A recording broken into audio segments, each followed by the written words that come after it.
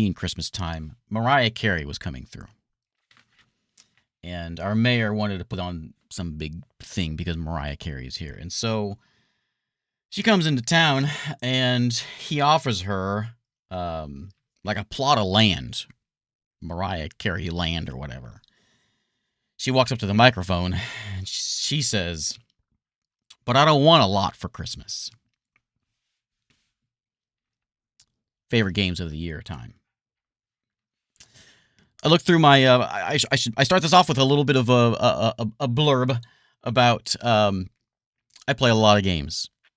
I looked at my Steam list. I played 287 games this year, 209 of them being new. So take these favorites of mine with a grain of salt because I don't spend a lot of time on one particular game. I play a lot of games, but not a lot of time on these games. But what I've done is I've gone through and I've got, this is a list of 20 games. 15, we're in a top 15 list, but I've got five honorable mentions of various mention. So that equals 20. 5 plus 15 is 20 for those keeping score. And so we're gonna go down the list. We'll do like the top. I don't know, a few. We'll do a you know how this works. So these are the games that are not necessarily the best to everyone, but these are my favorites. These are the ones that I really liked playing, and I do my best to not like give opinions while I play. Sometimes I do a bad job of that. I don't want to tell you where to spend your money, but you know the Steam sale is going on, so people like to hear this kind of thing. So this is me telling you what I think about things. So number 15. That enough rambling going on. 9th, Dawn the Remake. This one came out September of this year. I got a little video here for you. Play. There we go. That's such a tiny little video. I'm sorry. I made a whole window for this. I'm giant. I'm too big. I'm too big. I'm too big. Well, 1 second. Okay. Let me put myself over here. How about that? That's a little better. There you go. There you go. So this is by Valorware. It came out September 25th of this year. This is a very, very open world action RPG thing. Valorware has made, of course, there's 9th Dawn 1, there's 2, there's 3. This is the 4th one, which is the remake of the first one. And if you're into like hack and slash, running around RPG style, you can collect a bunch of pets, and the pets run around with you, attacking and hacking and slashing and all that kind of stuff. Also, there's like there's like mini games in here. It's a very again open world, and there's like the thing that kind of hooked me was there's the crafting. There's the crafting thing.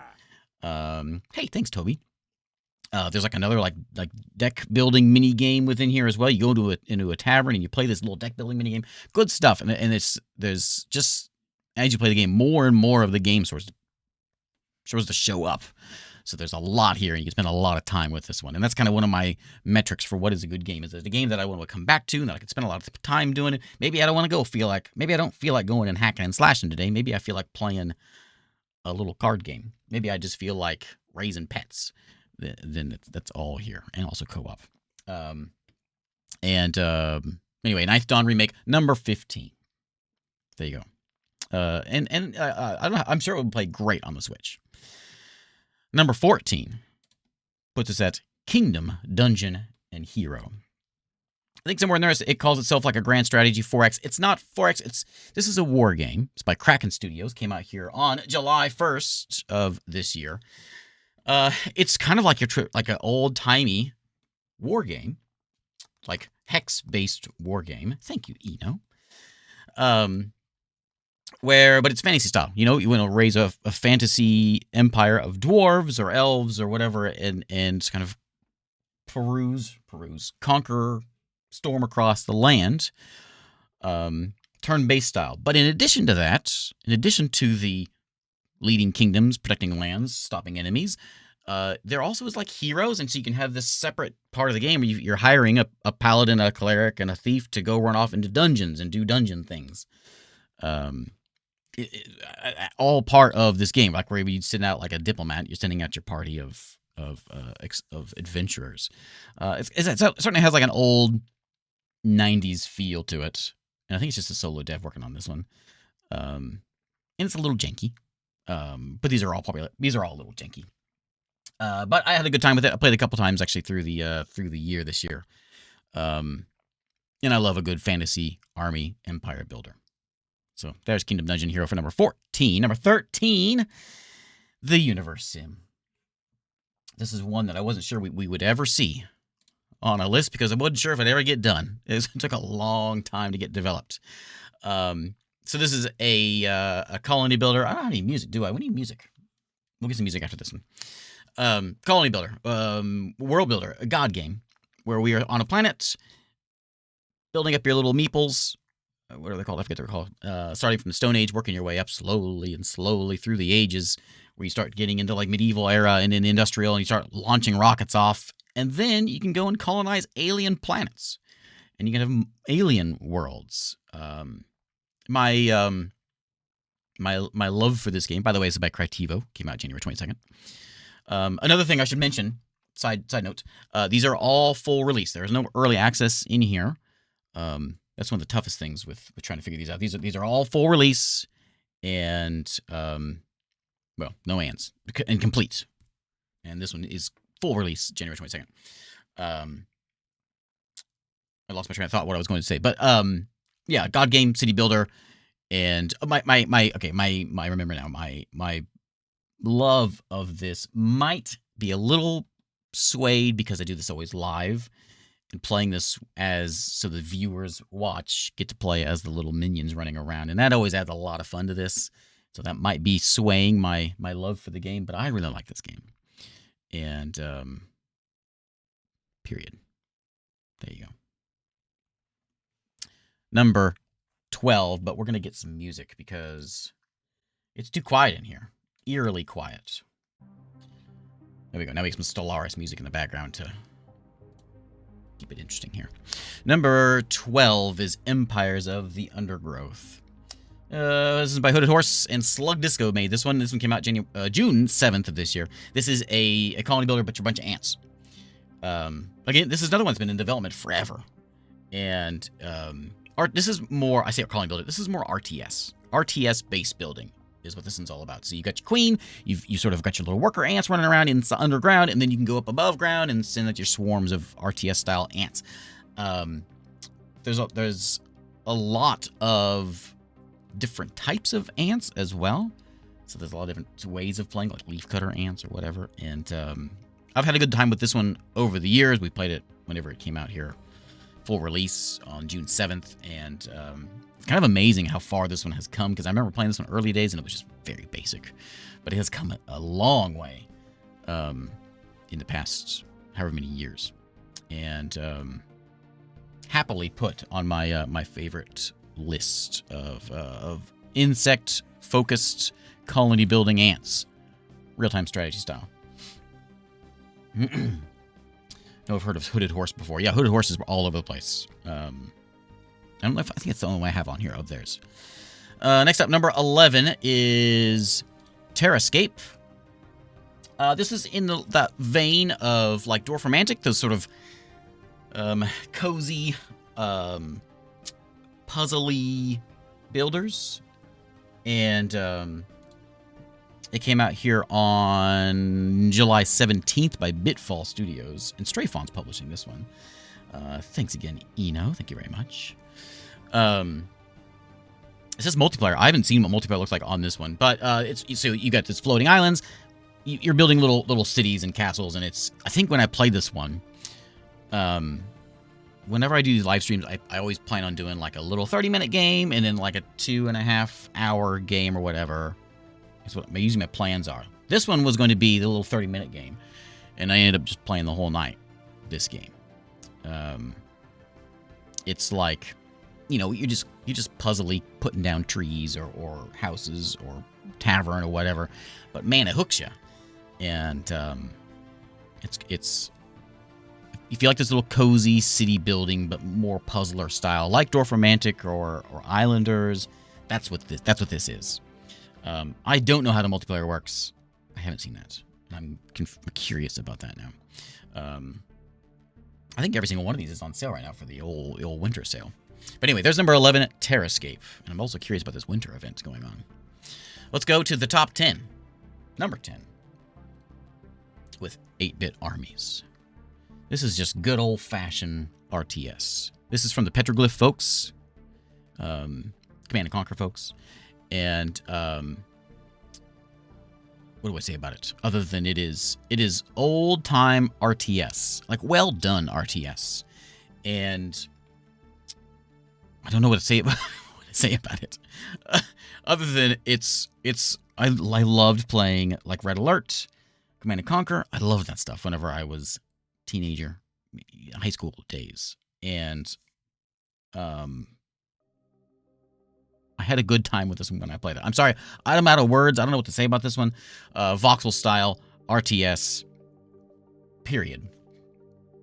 I'm not sure what else to say about it, but there you go. There's number 10. I got so many words for.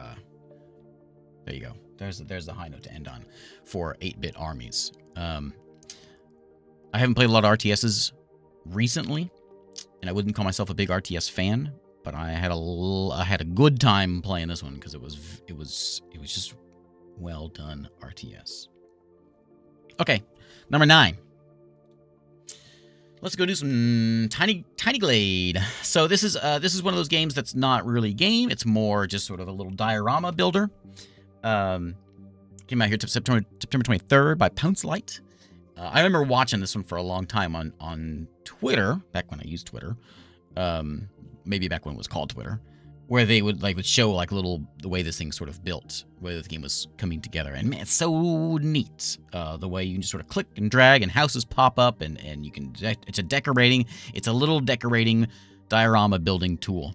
Not much else to it other than that. But it is, like, you know, that you have those days where you're just like, maybe you're not feeling well, or you're just like, I don't really want to do anything. I just want to sit back and I just want to build little houses, build little castles, put little lights in front of doors, build Hogwarts. Yeah. Voted Tiny Glade for Sit Back and Relax on the Steam Awards. Yeah, sit back and relax. That's what Tiny Glade is. Not much more than that. Making little cottages, that kind of thing. But it is very, very cool. Apparently everyone else seems to agree, too. 97 overall. Wow. But anyway, yeah, there's Tiny Glade for number 9. Number 8, we're going to go into Dominion 6. This one came out here on January 6th.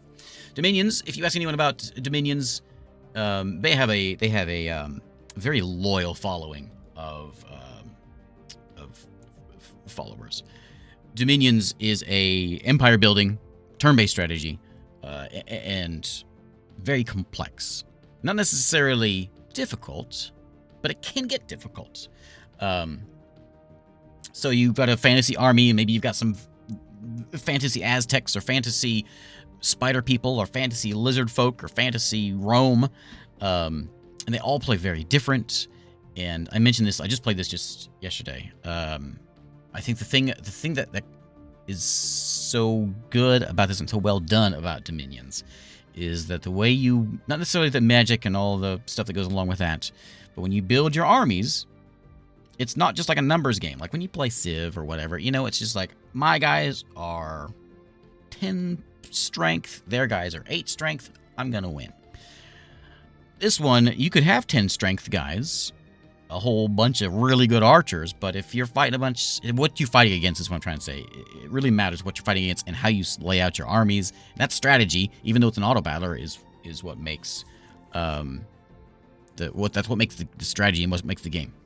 And Dominions does a very good job of not just being a numbers, more better game. It is by the same folks that make Conquest of Elysium. Conquest of Elysium is like the lighter version of Dominions. Dominions is the big, complex, conquer the world kind of thing. Elysium is the more, I think it's more like regional, a much lighter version of Dominions. So if you're into Dominions, but it's just like a little too much strategy going on, then like Conquest of Elysium is the one to go for. That one came out a couple years ago. Conquest of Elysium, what, 5? What are they on? I don't remember. Same folks, though. Same folks make them. But anyway, there's Dominion 6 as number 8 on my list for my favorite games of the year by Illwinter. Number 7 is Skald against the Black Priory. I love their the trailer here. This is by High North Studios and Raw Fury. Published this one. It came out here on May 30th. And this is a retro-style party-based RPG. Party-based RPG in the like olden times style. Also, we have this sort of Lovecraftian story going on here. But you know, remember those old-timey games of like get your party, your ranger, your rogue, your thief, you know, whatever, and open world run across the world. That's what this one is. It came out here, what was it, May 30th? Very pretty game. Dice rolling, you know, that kind of thing. But there's Skald against the Black Pirate. Nice. Again, I like the trailer. Number 6 is Starcom Unknown Space. This one came out here by, WX3 Labs. Came out September 2nd of this year, full release. I think I always compared this one when I played it to, I love Star Sector. Star Sector's not on this list because it's not full release, but I love Star Sector. If you wanted to play Star Sector, but you wanted to just be one ship, I think that's probably what Starcom, maybe kind of gets lumped in as. And it's kind of. You're focused all around your one ship, and you can sort of build it up as you saw there, and sort of almost action RPG flying around space. Not almost. It is an action RPG flying around space. All focused around building up your ship and sort of uncovering the story that's going on. But anyway, open world thing. Get yourself a spaceship. Go get some unknown space. Yeah, this one's I mean, these are all really good. Wait, number 5. Number 5 is Songs of Conquest. This one is by Lava Potion and published by Coffee Stain Publishing. Came out May 20th of this year. They actually just had a DLC. Just came out just a couple days ago. I haven't played it yet. If you remember old Heroes of Might and Magic, that's what this is. This is the 2024 version of Heroes of Might and Magic. If you don't know what Heroes of Might and Magic is, it starts sort of this overworld. You're building a keep. You collect these sites which give you resources. You use those resources to build armies. Armies march across the map. And then it goes into this turn-based, hex-based combat system. And so you're managing these armies as well as your cities to produce more units. Yeah, the reason it's number 5 is because of the music, which I know is kind of weird, but if you've played Songs of Conquest, you know what I mean. When you go into like the scenarios, the campaign mode, you know what I mean. If you've played this, you know what I mean. And if you play this and you get to those songs, then you'll put it on your number 5 as well. There are Songs of Conquest with a DLC. What's it called? Veneer. I need to play that one. Oh, it just came out. Yep. And there better be more music. Better be new music. What are we at? Number 4. I had troubles deciding which one to put. Whether this would be number 4 or number 3. This is a tough one. Drova, Forsaken Kin. Action RPG in that, like that old Diablo style, but in a sort of this dark Celtic mythology. This one's by Just 2D and published by Deck 13. Came out October 15th. Open world. That's my thing. I love that kind of stuff. I had a really good time playing this one. I remember fondly because I was just kind of going along with the story missions, and doing, going through the main quest. And I got sidetracked and I walked into a tavern and I was chatting up some lady in a tavern, as you do. And then I got smacked over the head and this is a complete side quest. And I got sent into prison and into some cave, and this whole cave story came along. Good stuff. Being able to have like such a side quest, open world thing. All in this action RPG, hack and slash kind of thing as well. But there is Drova, Forsaken Kin, which came out here back in October. Okay, what do we number? We're getting number 3, but we're gonna go to the honorable mentions. Now, the way I've done these honorable mentions this year, instead of just rambling off some random games that I didn't quite make the list, these all have a theme. So we have the the game that belongs on this list, but I didn't play it at full release, and so I don't feel comfortable putting it on my list of favorite games because I haven't played the full release version of it. Workers and Resources Soviet Republic. I love this game. I played it. I'll explain what it is first. If you like city builders, but complex city builders, the most complex city builder out there, by 3 Division and published by Hooded Horse, came out here in June of this year, where you can play the easy way. You know, most city builders, it's all about money. You got money, you build roads, you build houses, you build power plants, whatever. You know, you can play that this way, but that's not really how this game is made to be played, because you can play it on what's it called, complex mode or something, where if you want to build a road, you need asphalt, you need the trucks to lay the roads, you need like rocks or whatever, and there is no, I mean, there is a money resource, but everything is built using the real stuff. You want to build a building, you got to have the wood, you got to have the manpower, you got to have the nails, you know, all this kind of stuff. It is incredibly complex, and it's so, what am I trying to say? It takes a long time to get anything done, but it's so rewarding when things start happening the way you want. You need gas. You want trucks on the road.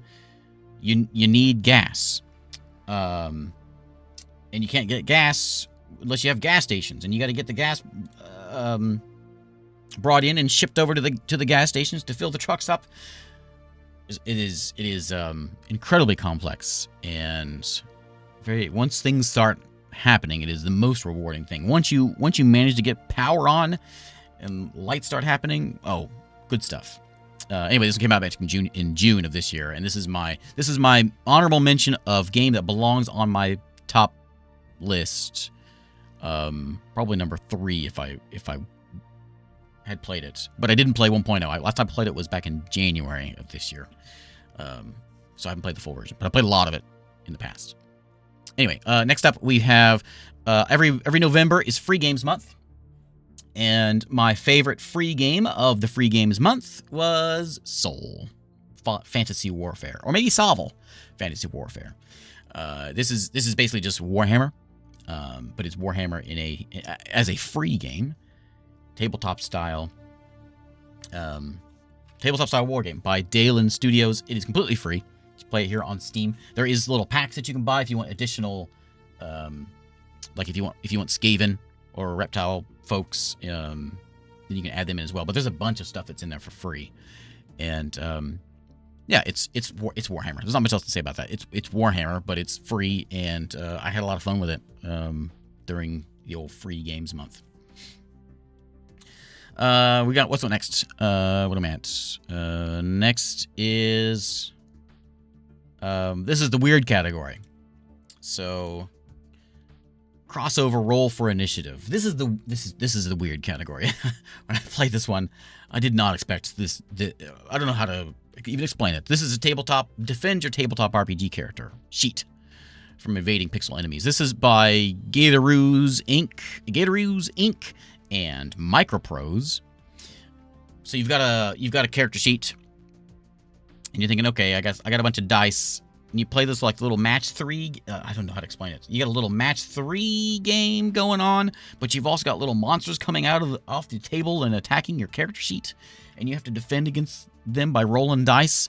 What a weird game, but it's a lot of fun. It is. I didn't know what to expect when I came into it and I started playing it, and extremely frantic match 3 RPG puzzle meets action strategy tower defense. Sort of. Not. You can't see that, Mike. There you go. Yeah, that sums it up. I don't know how to explain this thing, but it is a lot of fun. And so, whatever. Microprose still alive. Microprose is alive. They're back. It's not necessarily the same Microprose folks, but it is Microprose. They are back.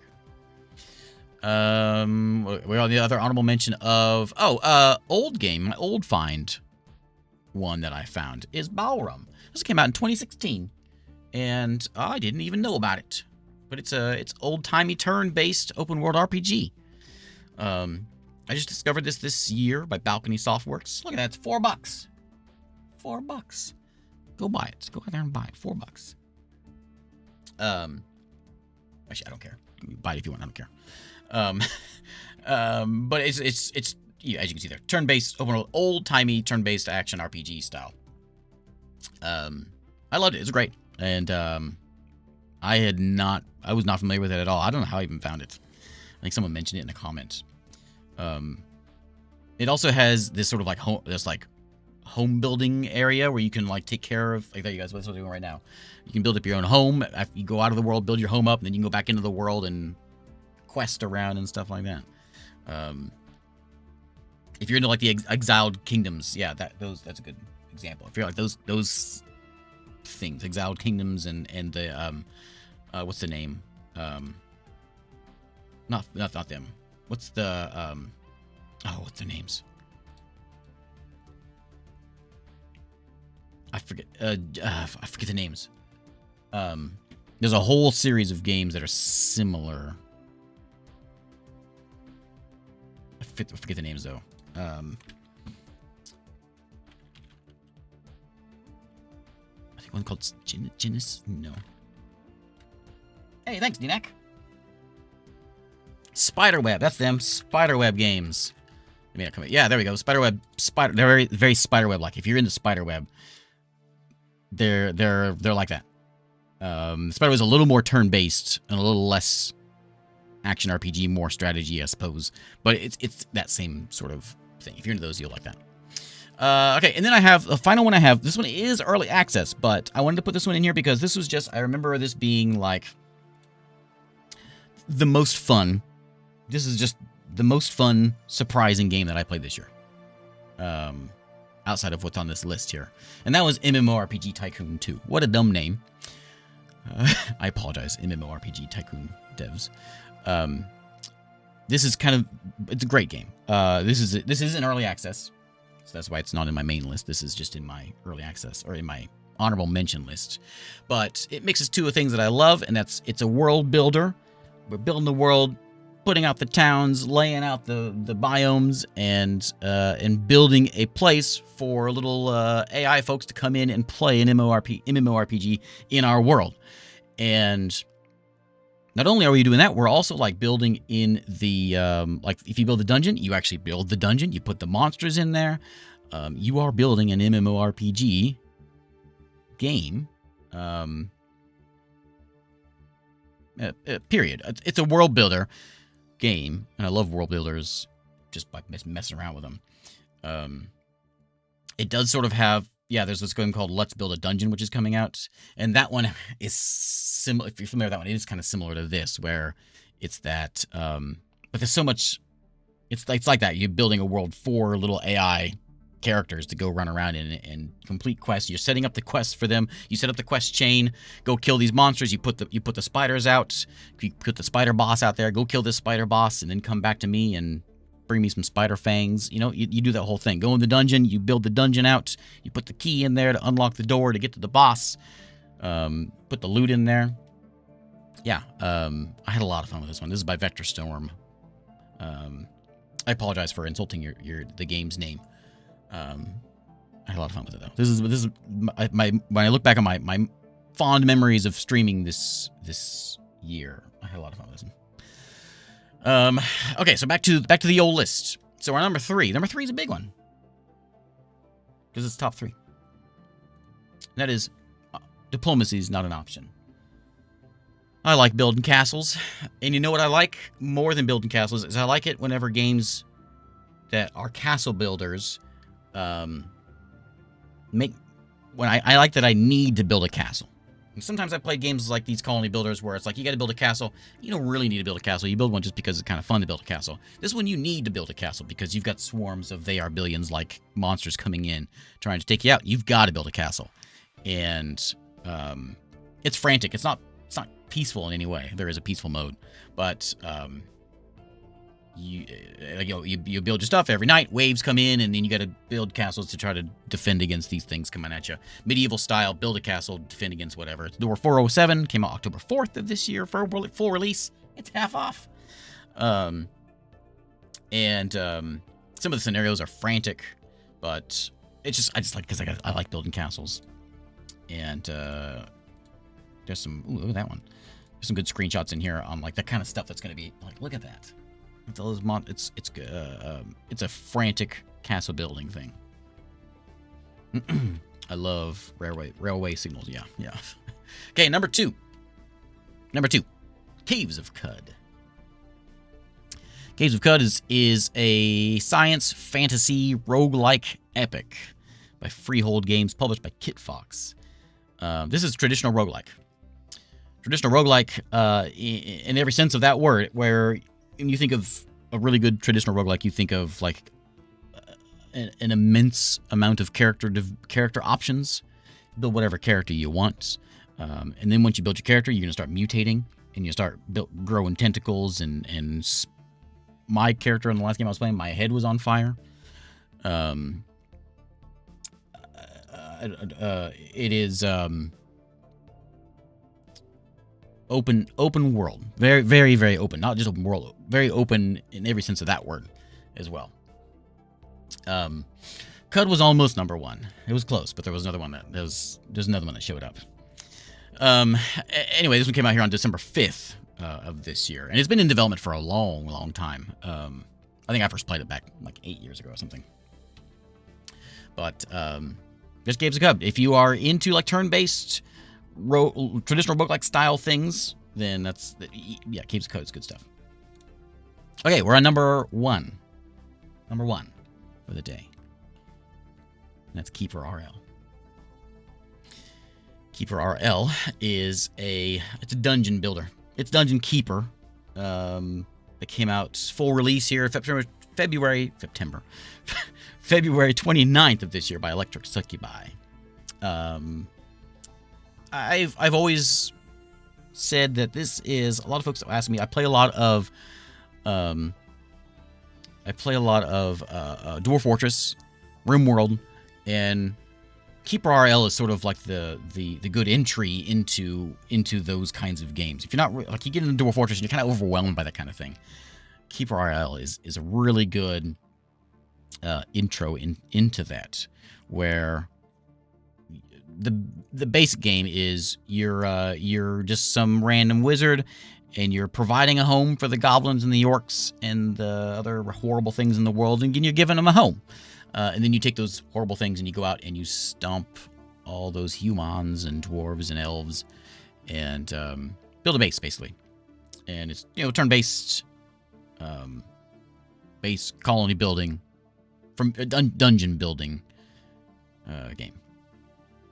And it came out here February 29th. I've been playing this one for a long, long time also. This is another one that came out that was been in development forever. And it's still getting development. There's still things happening with it. In fact, there's a Christmas update. Look at that.